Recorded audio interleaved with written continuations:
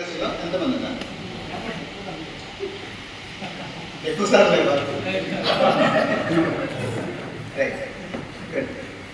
More than 50% ఉన్న వాళ్ళలో more than 50% already ఇండస్ట్రీలో ఉన్నవాళ్ళే. మరి ఈ బయోటెక్నాలజీలోకి ఎందుకు వచ్చారు?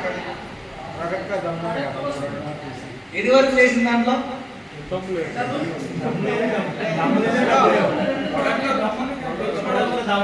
సరే, ఇది వరకు చేసిన కంపెనీస్ ఏదైనా మీరు చేసి ఉంటే కనుక ఆ కంపెనీస్ ఇంకా ఎగ్జిస్ట్ అవుతూ ఉన్న వాళ్ళు ఎవరైనా ఉన్నారా? కంపెనీ ఉంది కానీ నేను దాంట్లో బయటకు వచ్చేసాను అనుకునేవాడు. కంపెనీలు ఉన్నాయి, మనం దాంట్లో వచ్చేసాం. మరి ఎందుకు వచ్చాం? దాంట్లో డబ్బులు ఉన్నాయా లేవా? ఒకవేళ ఉంటే ఆ కంపెనీ ఇంకా మళ్ళీ ఎగ్జిస్ట్ అవుతుంది అని అంటే మళ్ళీ ఎవడో ఒకటి అక్కడ డబ్బులు సంపాదిస్తున్నాడు. మనం ఎందుకు చేయలేకపోయాం?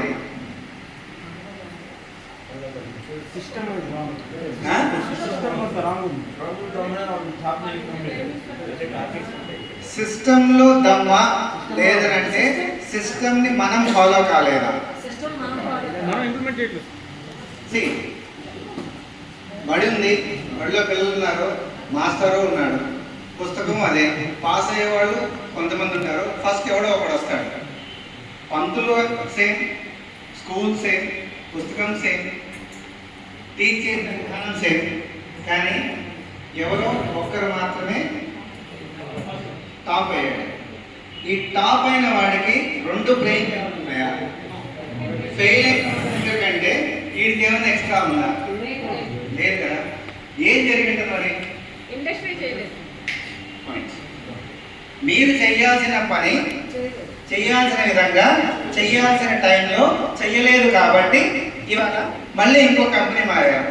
అదే తప్పు మళ్ళీ ఇక్కడ చేస్తే మీరందరూ ఇంకొక హాల్లో ఇంకొక స్పీకర్ ముందు కూర్చుంటారు. అవునా కాదా? రైట్. నా పాయింట్, డైరెక్ట్ సెల్లింగ్ ఇండస్ట్రీలో అంటే ఒక మహానుభావుడు అంటే ఒక డైరెక్ట్ సెల్లింగ్ ఇండస్ట్రీలో ఒక మంచి వ్యక్తి ద్వారా నేను విన్నది ఏంటంటే, నెట్వర్క్ మార్కెటింగ్ చెయ్యాలి అని అంటే, పాయింట్ అర్థం చేసుకోండి, నెట్వర్క్ మార్కెటింగ్ చెయ్యాలి అని అంటే ప్రోడక్ట్ కాదు, మీకు నెట్వర్క్ ఉంటే సరిపోతుంది. రైట్. మీకున్న నెట్వర్క్ని మీరు లీడ్ చేసే క్వాలిటీ ఉంటే సరిపోతుంది. ఇక్కడ ఎంతమంది ప్రోడక్ట్ చూసి వచ్చారు? ఎంతమంది మిమ్మల్ని తీసుకొచ్చిన వ్యక్తిని చూసి వచ్చారు? మళ్ళీ అదే ఐడియా చేతులు వేస్తున్నాయి, కన్ఫ్యూజన్లో ఉన్నారు. డైరెక్ట్ సెల్లింగ్ ఇండస్ట్రీలో ఎప్పుడైనా కానీ సరే ఏ వ్యక్తి అయినా కానీ జాయిన్ అయినాడంటే ఆ వ్యక్తి ఫస్ట్ ఆ మనిషికి జాయిన్ అవుతాడు, ప్రోడక్ట్ కాదండి. ప్రోడక్ట్ నెంబర్ ప్రోడక్ట్ తర్వాత